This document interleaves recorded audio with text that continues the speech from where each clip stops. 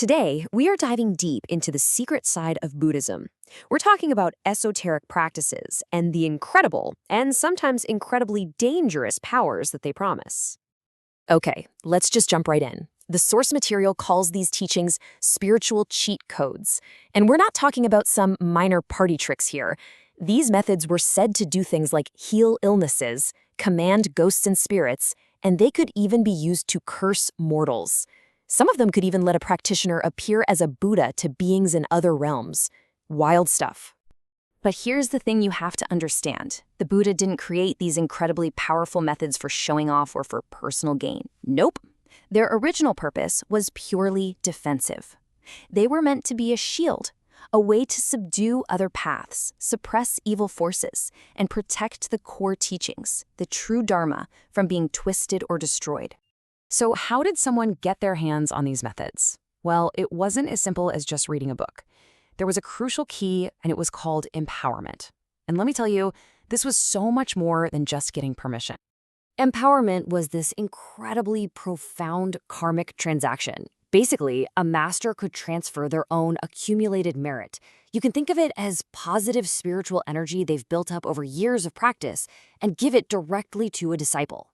This was a huge deal. It literally disrupted the natural laws of karma, wiping out obstacles for the student and letting them advance at a speed that was just impossible otherwise.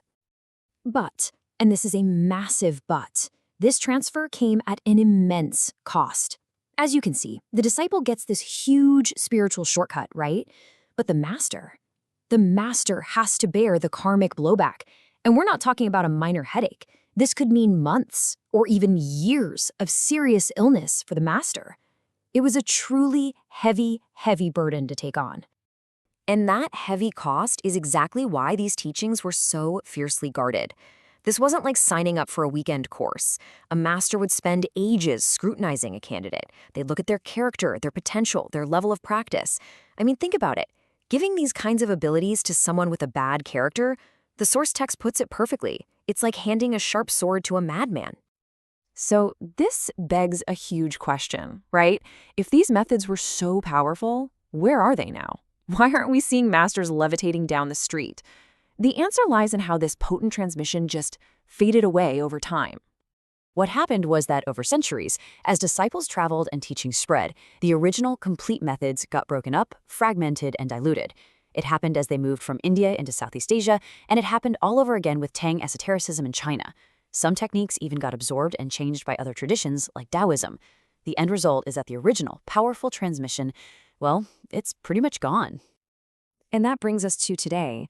You know, if you ever see a master performing an empowerment ceremony for hundreds of people at once, and they walk away at the end looking totally fine, healthy, and full of energy, that's your sign. It's ceremonial.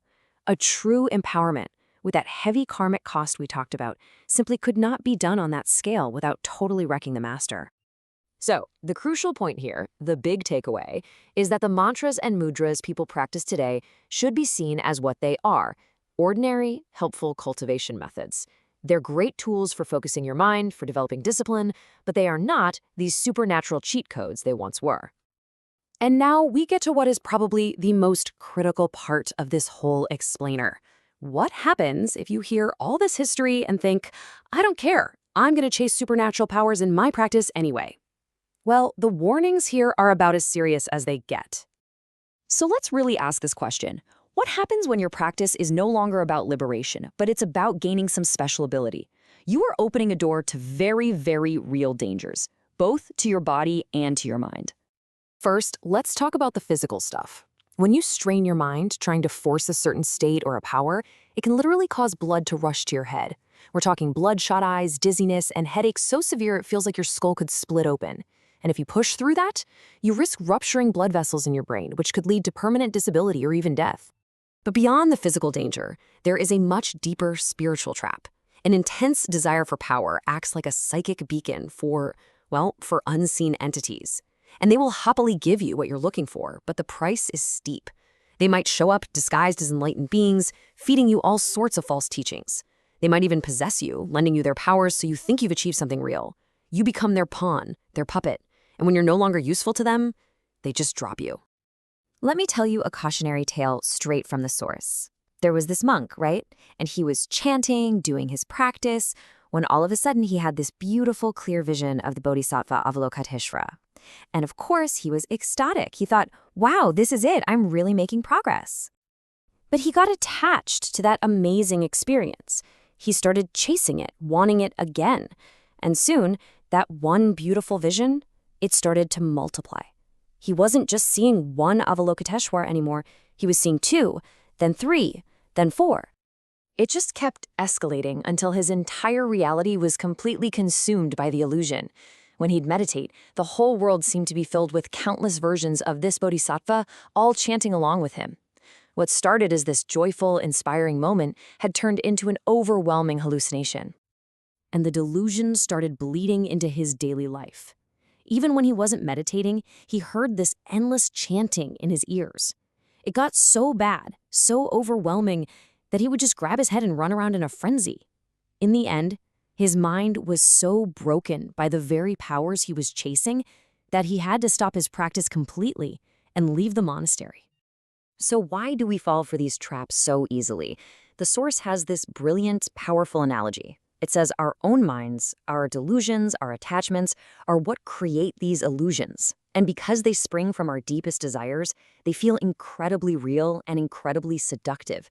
It's like having a perfect dream that you desperately, desperately want to believe is real.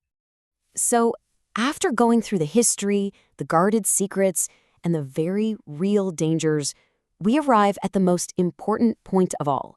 What is the true goal of all these practices? What's the point? The original intention couldn't be clearer. The purpose of these teachings from day one has always been to free ourselves from suffering. It's about cutting through our own junk, our afflictions, finding real peace, and ultimately transcending the whole cycle of life and death. It was never, ever about playing around with a magic show. To put it in today's terms, the path is about liberation, not about becoming a superhero. We're not meant to be Superman or Batman, using special powers to solve all the world's problems. That's a fundamental misunderstanding of the entire goal.